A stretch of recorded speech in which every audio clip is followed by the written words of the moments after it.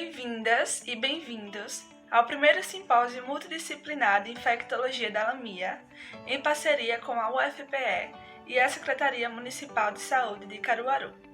Me chamo Bruna Oliveira, sou aluna de Medicina da UFPE e integrante da Lamia. Agora, temos a honra de apresentar nossa palestrante, doutora Rafaela Pacheco, que é médica de família e comunidade, sanitarista e docente da UFPE.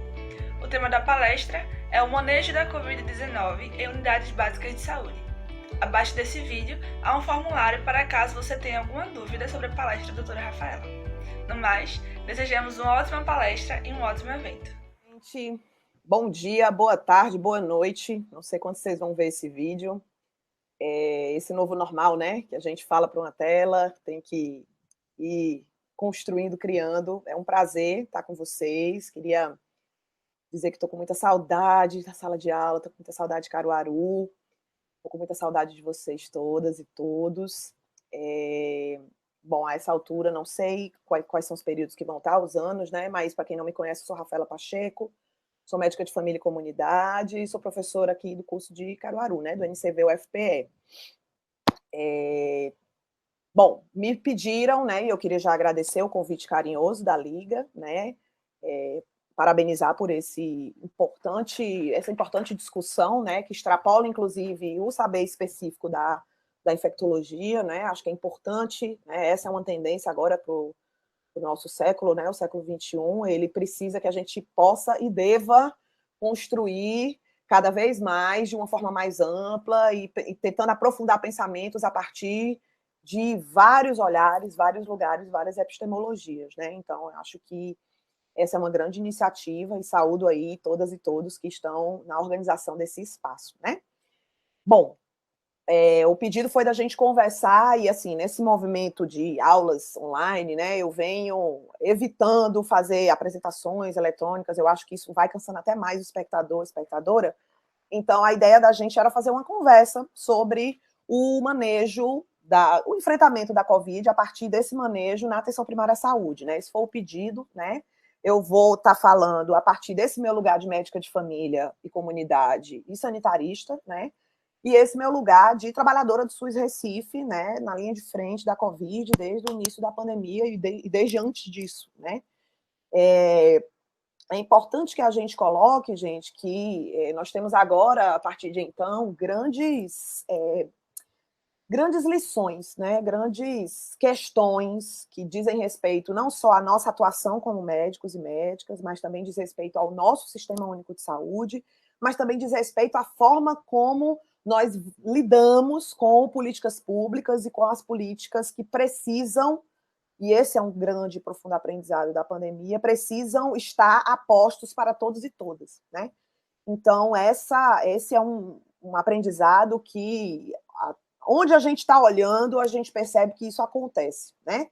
E não seria diferente na atenção primária à saúde, não seria diferente nesse lugar, desse enfrentamento, de construir, a partir do cuidado integral da população geral, as nossas respostas ou tentativas de respostas em relação à questão da pandemia, né? Então, eu queria começar falando de algo que a gente defende com unhas e dentes, né, tanto no nosso curso quanto na nossa atuação clínica, né, no SUS, que é a possibilidade da gente desenhar, fazer tessituras, reinvenções, recriações a partir do trabalho vivo em ato. O trabalho vivo em ato, ele é uma categoria muito cara para nós, né, uma categoria discutida, descrita por professor Emerson Merri, ele tem muitas publicações em relação a essa questão. E esse trabalho vivo em ato, né, que é uma categoria que já foi trabalhada muito no final da década de 90, o professor Emerson já falava sobre isso, né, mas dessa necessidade que a gente precisa ter, né, e aí a gente fala muito no curso de competências, habilidades, atitudes, mas para além disso, a gente precisa ter essa capacidade de construir trabalho vivo em ato. E trabalho vivo em ato é criação, é invenção, é recriação, é construção a partir do que a gente tem e focando, eventualmente, no que a gente não tem, no que a gente nunca viu, né? E talvez essa seja uma das competências mais importantes para a formação médica, eu diria para a formação humana para o século XXI, né? Século esse que vocês vão viver, muito possivelmente, muito mais do que eu, né? E essa demanda, que é algo que a gente tem desde a época da nossa criação do curso, né, na nossa escola, a gente advoga muito por essa possibilidade da gente construir, da gente criar e recriar a partir dessas invenções, né, a partir de um novo, a partir de um não feito ainda, né, mas a partir do que a gente tem de aprendizado e do que a gente acumulou enquanto saber humano até então, né. Dessa ordem, os desafios e as construções que a gente fez na discussão da resposta à pandemia na atenção primária à saúde, por exemplo. Né? É bem verdade, e eu não posso deixar de dizer para vocês, que a gente tem um tanto de sabotagem, né? O próprio SUS ele é sabotado desde a época da sua criação, seja por sabotagens políticas, seja por sabotagens financeiras, né? A gente sabe que existem muitas formas de se matar uma política pública, e uma delas é desfinanciando, é sucateando, é desvalorizando, é invisibilizando, né? Então, essa é uma oportunidade que a gente tem de tornar visível um trabalho de muitas pessoas que estão aí, Brasil afora, milhares de pessoas, né? E que exercem um trabalho de formiguinha muito silencioso, né? E que, porventura, semioticamente sempre foi muito detonado, né? E a gente sabe que existem muitos interesses escusos para que isso aconteça, né? E nesse sentido, o trabalho da atenção primária ele se enquadra na medida em que ele é um trabalho longitudinal, por definição, ele é um trabalho que funciona ao longo do tempo, por definição, ele é um trabalho que precisa construir acesso e coordenação do cuidado, por definição. E nesse sentido, a gente ter os focos, né, os holofotes colocados para esse trabalho, finalmente, né, depois de tanto tempo, isso fala de um forte aprendizado que a gente também tem em relação a essa questão da pandemia, né? Então, uma outra coisa que eu queria colocar para vocês é que uma pandemia ou uma epidemia, né, e aí falando mais nessa perspectiva das doenças infecto-contagiosas, que muito interessa ao campo da infectologia, sobretudo, mas não só, esse lugar do enfrentamento, que é algo histórico, essa não é a primeira pandemia, tampouco é a primeira epidemia que a história da humanidade vive, né? Mas esse enfrentamento, ele precisa se dar, e a gente precisa ter isso muito claro, com ações sanitárias, né? Então, sobretudo doenças infecto-contagiosas, cujo contágio se dá com ar, com a respiração, né, com esse contato mais direto, para muito além da construção de uma capacidade instalada de leitos hospitalares, de uma resposta hospitalar intensiva, de cuidados intensivos em hospitais, dessa quantidade enorme de pessoas, de brasileiras e brasileiros, e pessoas que moram no Brasil e que são trabalhadoras e trabalhadoras de saúde, que estão, enquanto a gente está conversando, lutando aí na construção desse trabalho e lutando pela vida de tantas pessoas, né? E já lutaram por tantas outras, né? Ou algumas que se restabeleceram, e mais de 160 mil pessoas que, infelizmente, morreram de Covid no país. Mas é importante que a gente diga que, para muito além desse esforço, que já é um esforço gigantesco, a gente precisa, sim, de ações sanitárias. E é a partir dessas ações sanitárias, que são seculares, e que a gente já tem esse conhecimento bastante sedimentado na história da saúde pública, da saúde coletiva, na história da medicina mundial, né? É a partir desse conhecimento que a gente consegue, de fato, construir freios e um enfrentamento real a um enfrentamento epidêmico ou pandêmico, né? Então, nesse sentido, para muito além dessa capacidade instalada, que é importantíssima, fundamental, nós precisamos de ações territoriais no campo sanitário, de modo a ofertarmos educação e saúde para as pessoas, seja por conta da questão da importância do distanciamento social, do uso de máscaras, da lavagem das mãos, da higienização quando se sai, quando se chega em casa, coisas que já estão bastante ditas aí na mídia, nos referenciais acadêmicos, em todos os cantos que a gente busca. Isso parece uma informação que está bastante saturada, mas tanto não está que nós ainda estamos nesse cenário, né? Então, me parece que esse campo de enfrentamento sanitário da educação e saúde, ele é fundamental e inegociável para o enfrentamento dessa e de qualquer outra pandemia que, porventura, chegue para nós. Essa é uma questão.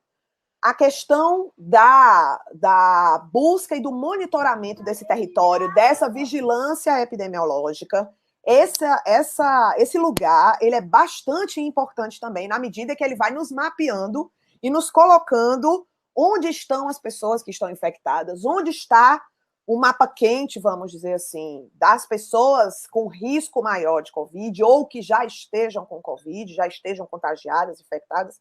Então, esse mapeamento e esse monitoramento epidemiológico do território, essa ação de vigilância, ela é muito cara também, na medida em que nós queremos construir um enfrentamento. Isso também não se dá em campo hospitalar, isso vai se dar numa ação territorial, né? E reorganizar as nossas forças de trabalho, que já tem esse grande desafio, que é o cuidado integral de uma população com tanto risco e vulnerabilidade como a população brasileira se apresenta ao longo da história, né? Então, a gente pensar que esses enfrentamentos e esse cuidado integral das questões para além da Covid, que precisam de cuidado integral também, as condições crônicas, né? As condições crônicas agudizadas, todo o risco de vida que as pessoas vão ter na medida em que essas condições crônicas elas não são cuidadas de forma adequada nos seus territórios, nas unidades de saúde, né?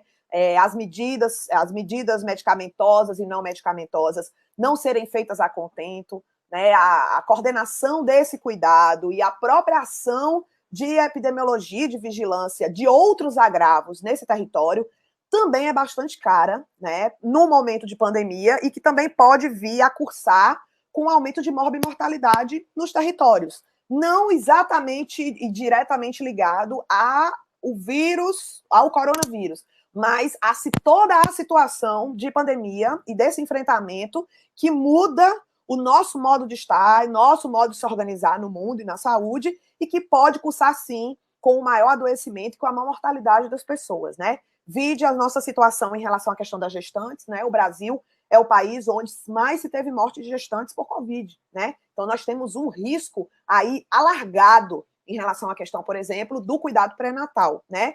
Que também é da alçada e da responsabilidade desse cuidado da atenção primária. Então, percebam, as ações de educação e saúde, né? Essa sensibilização, essa conversa, essa construção de ação comunitária, né? E isso não se dá somente com palestras presenciais, mas isso também não vai se dar apenas no consultório de um por um, né? A gente vai precisar ter, sim, ações comunitárias para que isso aconteça, né? Ações que sejam multiprofissionais, que envolvam os profissionais da medicina, da enfermagem, do NASF, os estudantes, graduandos, pós-graduandos, todas as pessoas que estejam no território, né?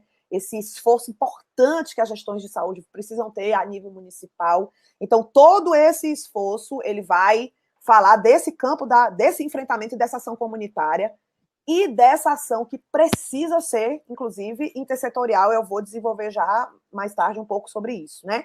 Mas essa ação da educação e saúde, que é multiprofissional e que precisa de muitas pessoas, e desse lugar e dessa presença no território, com os agentes comunitários de saúde e com toda a equipe de saúde movida e coordenada, bem coordenada, para esse fim, né? Garantir que essas medidas sanitárias elas continuem acontecendo, e a gente sabe, né? Sabe que isso é uma realidade de Caruaru, como é aqui em Recife e em tantos outros locais, de que há uma desimportância, uma relativa naturalização dessa quantidade de mortes, e que esse trabalho ele pode e deve e precisa acontecer com ainda mais força nesse sentido dessa sensibilização. Então, essa ação sanitária da educação em saúde, da educação popular em saúde, ela é muito importante. A ação dessa vigilância ativa dos territórios, a gente ter testagens em massa, garantir que as pessoas que estejam sob mais risco de Covid, elas sejam cuidadas, elas tenham, de fato, na medida do seu possível e na medida do possível das ações comunitárias, elas tenham um isolamento social adequado, elas estejam afastadas dos seus trabalhos e do risco de contágio de maior quantidade de pessoas, né? Então, isso também, esse lugar e esse monitoramento do agravamento de casos, para que a gente chegue em tempo hábil no cuidado dessas pessoas, no oferecimento de internamentos mais precoces, de oxigenoterapia, de pronação e de todas as outras tecnologias que nós sabemos que fazem sentido, né? Inclusive discutindo com a população o que não faz sentido, que não faz sentido fazer cloroquina, que não faz sentido vermifugar contra a Covid. Então, todas essas ações, elas não têm absolutamente nenhum referencial científico respeitável, antes o contrário, né? Então, colocar isso para as pessoas e estar perto delas nesse sentido, e a gente também construir ações no sentido de cuidar da população nesse momento de pandemia, nas intervenções não Covid, né? Protegendo essas pessoas, naturalmente, dos seus contágios, de contágios durante esse cuidado, né? Nas unidades de saúde, todo esse cuidado do uso de EPIs, da higienização dos espaços, mas garantir que esse cuidado ele siga os cuidados de saúde mental, que estão nos preocupando bastante, né? Que se falava de uma onda futura, mas essa onda já é presente, ela já está posta. O adoecimento, o sofrimento psíquico, o adoecimento mental, ele é de uma ordem bastante preocupante.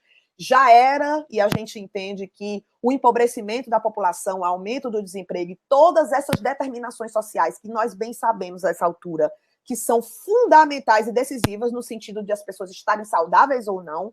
Então, tudo isso já vinha adoecendo bastante a população e que agora nós temos esse fator maior de pandemia que ainda empobrece mais ainda a população, desemprega mais ainda as pessoas, mais notadamente as mulheres negras, que ficam cada vez mais, as mulheres especialmente, mas sobretudo as mulheres negras, né, que vêm aí tomando nas costas, né, no lombo, todo esse peso desse empobrecimento e desse adoecimento e desse sofrimento psíquico, né? Essa é a realidade que quem está no território, nos territórios de atenção primária à saúde, não consegue negar, né? Está no rosto da gente, está nos corpos das mulheres que a gente cuida todos os dias. Então, essas ações, essa trinca de ações, elas são da alçada do enfrentamento da linha de frente da Covid, sim. E elas são tão importantes quanto, ou eu diria até mais decisivas, né?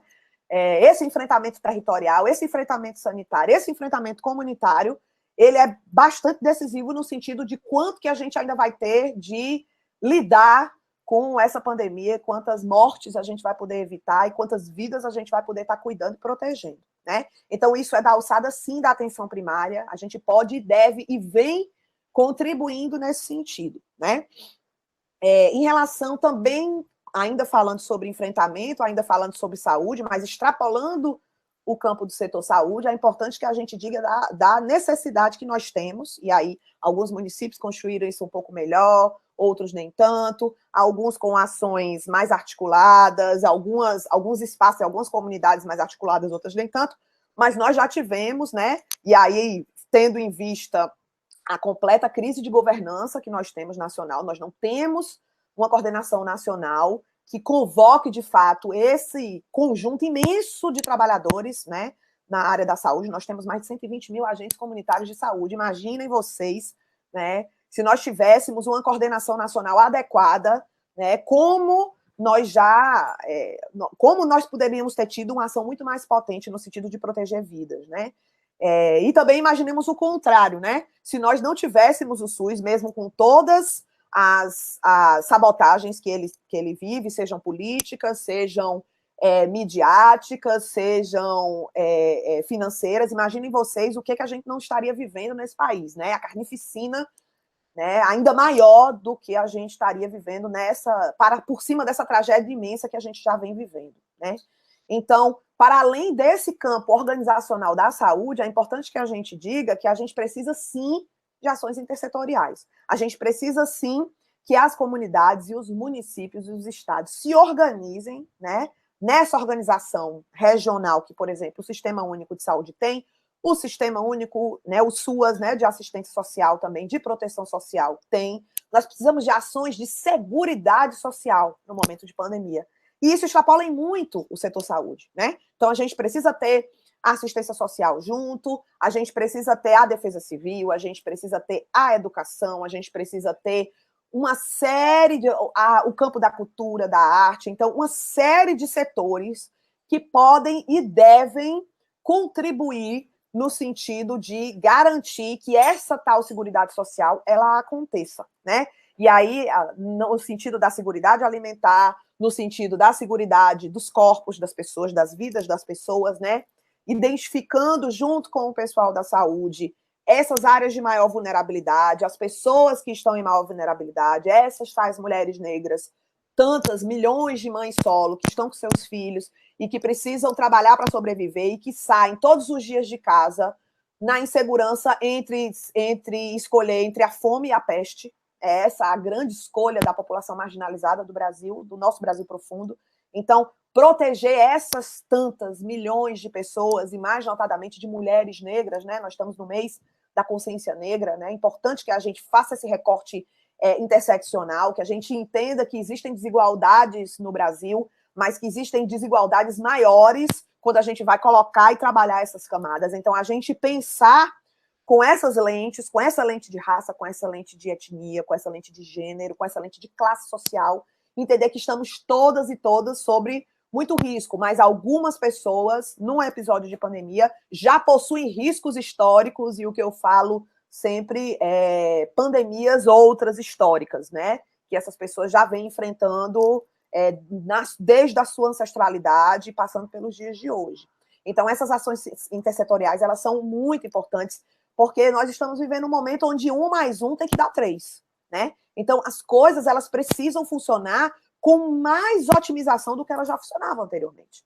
Então, pensar nisso é necessariamente a gente dar as mãos, com muito álcool em gel, mas a gente pensar, sim, em ações intersetoriais, ações que construam respostas sociais complexas para problemas complexos, né? Nesse sentido, na unidade que eu trabalho, né, eu trabalho na APS do Recife, né, na Estratégia de Saúde da Família, a gente foi estabelecendo, antes mesmo da construção dos protocolos municipais, a gente foi nesse exercício de reinvenção, né, nesse exercício de pensar aí respostas com o que a gente já tem de acúmulo, né, uma equipe que já se conhece bastante, uma equipe que tem NASF, uma equipe que tem residentes de medicina de família e comunidade, de clínica médica, de neurologia, residentes da multiprofissional de saúde da família. Então, a gente tem um conjunto de pessoas, estudantes de medicina, acadêmicos, enfim. E um conjunto de pessoas que pode pensar junto com a equipe, né, essa equipe ampliada, a gente pode pensar junto ações e respostas na medida do que a gente já tinha para ofertar. Então, a gente fez uma reorganização do nosso espaço de trabalho, né? E aí optamos por... A gente tem uma unidade, como muitas de Caruaru também são, unidades bastante minúsculas, que têm uma dificuldade de circulação de pessoas, né? De ventilação, de luz. Então, tudo isso que é tão importante no momento pandêmico de contágio respiratório, né? Então, a gente organizou as nossas 2 maiores salas para construir esse cuidado dessa avaliação de pacientes COVID ou com suspeitas de COVID, e fizemos também, criamos o telemonitoramento, né? Montamos nossa própria forma de funcionar, né? As nossas próprias caixinhas, o nosso próprio fluxograma, né? E a partir daí, inclusive oferecemos isso para o município, oferecemos isso para outras equipes de saúde, no momento que as pessoas ainda estavam muito estupefatas, né, com tudo e muito sem ação. A gente já foi, vamos montar com o que a gente tem, e o que a gente tem é isso. Os poucos EPIs que chegarem, a gente vai trabalhar nessa perspectiva, sem desproteger ninguém, mas também sem deixar ninguém sem atendimento, né? Então, a gente construiu esse lugar dessas avaliações, os protocolos externos foram chegando e a gente foi adequando, e montamos o que a gente chamou de rede de teleacolhimento, que seria uma rede com os celulares e os WhatsApps dos nossos agentes comunitários de saúde, né? E o telefone da nossa unidade de saúde. Então, massificamos o telefone da nossa unidade, que algumas pessoas da comunidade já tinham, outras tantas não. Fizemos uma curadoria de vídeos e de materiais eletrônicos para já construir ação de saúde a partir desse distanciamento, né? Considerando que uma parte da população, mas não toda, possui acesso à internet, possui celular. Então, a gente massificar a partir dos nossos agentes de saúde nas nossas microáreas esse material já com essa curadoria, selecionado, materiais interessantes, alguns que a gente selecionou, que já estavam prontos, e alguns que a gente foi desenvolvendo de acordo com a necessidade que a gente percebia no território, né?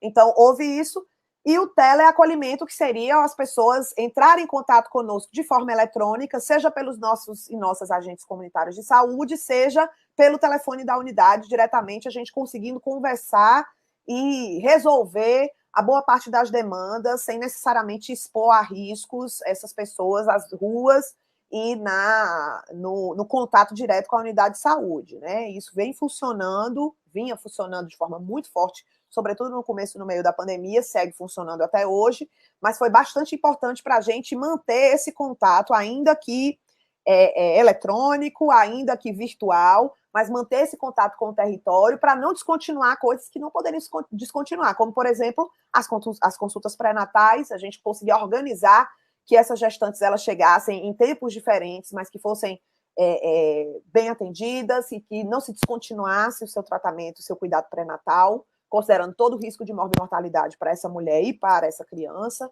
considerando as ações em relação à tuberculose, as ações programáticas de condições crônicas, né? Tuberculose, hanseníase, a necessidade de continuar esse contato, não descontinuar o uso da medicação, prolongamos as prescrições para que elas durassem mais tempo, né? E fomos cuidando para que essas pessoas, tantas com condições crônicas, ainda que os exames laboratoriais não tivessem disponíveis e outras tantas coisas não pudessem ser ofertadas durante a pandemia, que a gente não perdesse esse contato importante com esses usuários e usuárias de saúde, e seguimos atendendo as urgências infantis, as urgências de adulto, as crises e as questões relacionadas à saúde mental, que também não podem esperar.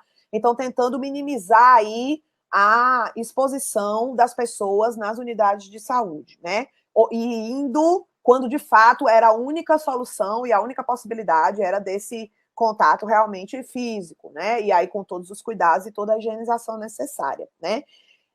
As nossas ações comunitárias também, elas não pararam, ainda que reinventadas. A gente construiu aí uma rede de solidariedade junto com todos os aparelhos de comunidade que nós já temos territorializados, né?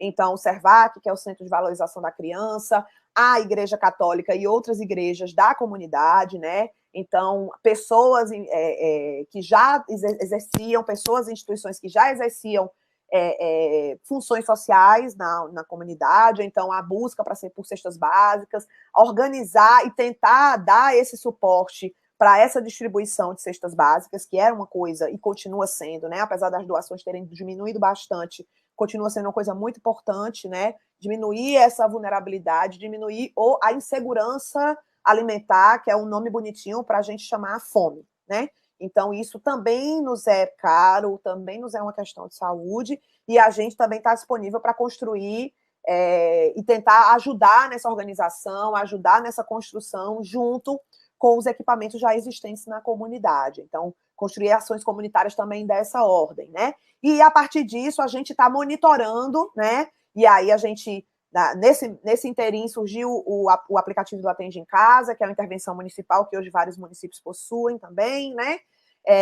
E do Consórcio Nordeste, isso também foi se estendendo para outros municípios, e aí a gente continuar monitorando, agora também a partir dos mapas e a partir dessas intervenções, quem são os nossos usuários e usuárias que estejam com risco para a Covid, ou que estejam já adoentados e que precisem, porventura, de alguma coisa e que sejam monitorados. A gente continuou com o monitoramento telefônico de 24 a 24 ou 48 horas, né? Então, foram milhares de ligações e ainda seguem, né?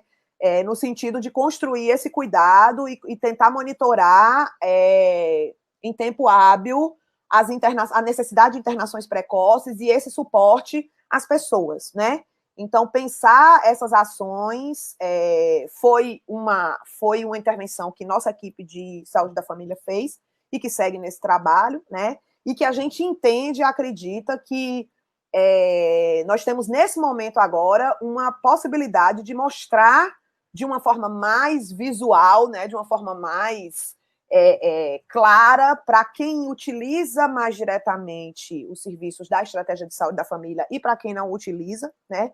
O quanto que essa estratégia ela é importante, ela cuida e protege a vida das pessoas, ela diminui morbimortalidade e ela vai ser essencial, sobretudo no momento onde vamos precisar nos organizar e já deveríamos estar nos organizando. Infelizmente, nós não temos uma coordenação nacional para que isso aconteça a contento, é importante que se denuncie isso, mas a gente precisa já estar pensando, sim, em como que será a nossa estratégia para vacinar as centenas de milhões de pessoas que nós temos aí de responsabilidade numa possibilidade de resposta sanitária que, se o Brasil não consegue responder, ninguém conseguirá, na medida em que nós temos o Programa Nacional de Imunizações, que é o maior programa de vacinação do mundo, né? Então, nós temos tudo isso a serviço da estratégia de saúde da família, a serviço da atenção primária à saúde brasileira, a serviço do nosso Sistema Único de Saúde. Então, nesse sentido, gente, mais do que nunca, né? E isso é uma coisa que está no DNA do nosso curso de medicina da UFPE de Caruaru, né? Esse curso ele é feito pelo SUS, ele é feito para o SUS, ele é feito com o SUS, né? E não à toa, você aí que está me assistindo, que também é trabalhador e trabalhadora da rede de Caruaru, e aí um abraço afetuoso aí para todos os colegas que estão aí também na linha de frente de Caruaru, né? Os nossos professores, professoras, nosso corpo pedagógico. Então, nós estamos a serviço do SUS e continuamos a serviço do SUS, e colocamos isso nas nossas salas de aula, nas nossas atividades, mas agora nós precisamos fazer isso de uma forma nacional, extrapolando todas as bolhas e dizer que o SUS ele é o maior patrimônio do povo brasileiro e que a estratégia de saúde da família é o coração desse SUS e que, por conseguinte, nós podemos e devemos, mais do que nunca agora, defender com todas as nossas forças, como se nossa vida dependesse disso, e depende, né, a estratégia de saúde da família. É isso, eu espero ter ajudado aí na discussão de vocês. Mando um abraço aí afetuoso, professora Eline, aos professores e professoras que estão dando suporte aí na organização da Liga, a Tiago, a Sara, e a todos vocês, todos e todas, que eu estou com muita saudade. Viu?